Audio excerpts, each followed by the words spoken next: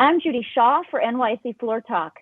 Joining me today is Jay Williams. Jay is an entrepreneur, investor, and host and personality for ESPN. Jay, thanks so much for joining me. Thanks for having me. So, Jay, have to ask you about the Last Dance with Michael Jordan. Everyone's watching it, this documentary. Now, you have a special connection to this. Tell me about that and tell me your take on the documentary. Well, Jason Hare, who is the executive producer, did an incredible job with it, first and foremost. I was lucky enough to be drafted second overall by the Bulls back in 2002. It still haunts me that there was a 7'6" guy named Yao Ming that went before me, but I won't hold any animosity towards him. I'm fine. Number two is okay. And got a chance to play for the Bulls for one short season before I had my accident. But spent a lot of time with guys like Jerry Krause, spent time playing in the triangle offense, and also was pretty audacious and took Michael Jordan's locker, which didn't kind of, I guess, go over well with the media, but I felt like somebody needed to take it. So I wanted his greatness to rub off on me. Good choice there. Okay, so let's talk about the impact that COVID-19 has had on sports. I mean, it's been huge. What's your perspective on this impact? And also tell me how you think it's going to change the future of sports. Yeah, obviously there are billions of dollars of revenue that are being lost here between the TV networks and between the leagues.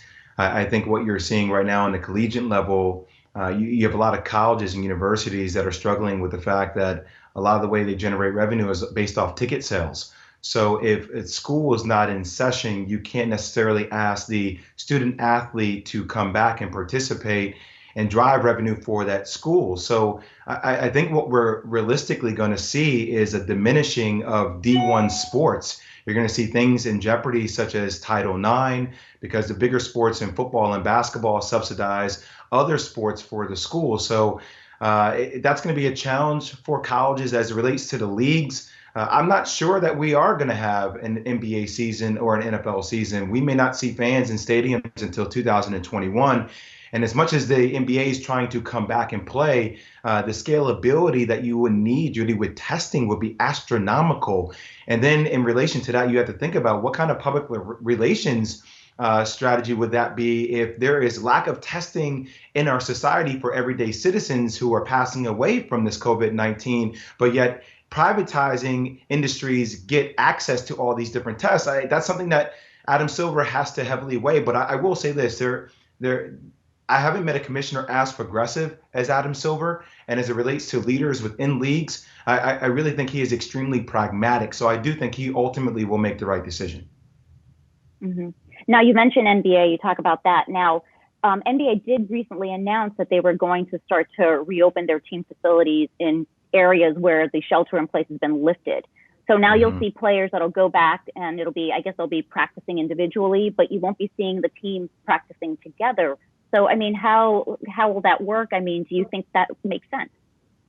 Yeah, well, I think very much like each state is being governed by its governor and those type of decisions. I think you've seen teams and individual states do the same. The Atlanta Hawks, just because they were allowed to practice, they still decided to rescind that option and not practice right away. I think teams are being very prudent and judicious with how they go back to market and get their players. I think that was a pragmatic step in the right direction for the NBA, but I still think there's a lot of work to be done. I think that was more so done, Judy, for the sake of how do we mitigate risk to the best possible degree? How do we not allow our players to go out to random gyms, 24-hour fitnesses, things of that sort, in order to work out where they could subject themselves to COVID-19? So if we can create a closed environment, contained environment that is conducive to them staying healthy and working out individually, then that is getting us back in the direction of which we want to go. Mm-hmm.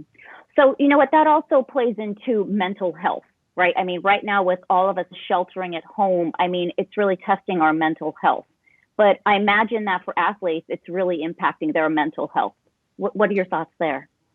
It is. I actually really been digging in and been working with Tanya, who is the CEO of the Chopra Center with Deepak Chopra because we're trying to do a live Instagram with Deepak and myself on ESPN's channels and take questions from athletes and fans just about where we are currently in this pandemic. And look, from somebody who suffered from depression going through my accident and has done a lot of self-awareness, this isolation in conjunction with the unemployment number that I think hit 26 million, which is incredible, with the passing away of family members, with the visuals of people who are visiting. My mother is a recipient of 2 kidney transplants. My daughter is 19 months old. My mother hasn't been able to see my daughter. We haven't been able to see my mother. We're that concerned individual. I think this is imperative that we talk about this more than ever because we're going to have to navigate the world in a different way, Judy, moving forward. And who knows if we get another lapse of this coming back in the fall or winter. So we need to be malleable with how we adjust. And we need to start to find ways psychologically to cope with what the new norm is going to be. Right, right. Okay, and finally, you have some exciting news on the business front. You have an alliance with a digital agency, Barbarian.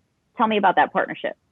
Yeah, so Stephen Moy and I have known each other through my wife for a while. My wife works at a company called Yex that handles a lot of SEO work, and they've been working with Barbary. And I think Stephen is an incredible leader.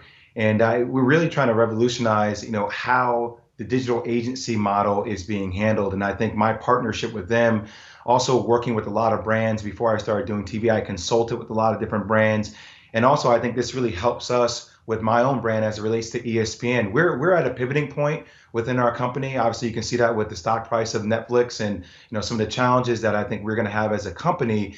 But I think I can no longer look at myself, and I would be doing a disservice to my company and the Walt Disney Company if I just looked at myself, Judy, as talent. I have to be innovative. I have to think outside the box. I have to think about how do I bring revenue to the table for my company, working with brands, but then also kind of redigitizing, being innovative with how we bring that experience to light. So I think Stephen and I working together on that aspect is going to be a game changer, and it's really exciting. Sounds very exciting, and congratulations on that. And Jay, thank you so much for joining me on NYSE Floor Talk. Thank you so much.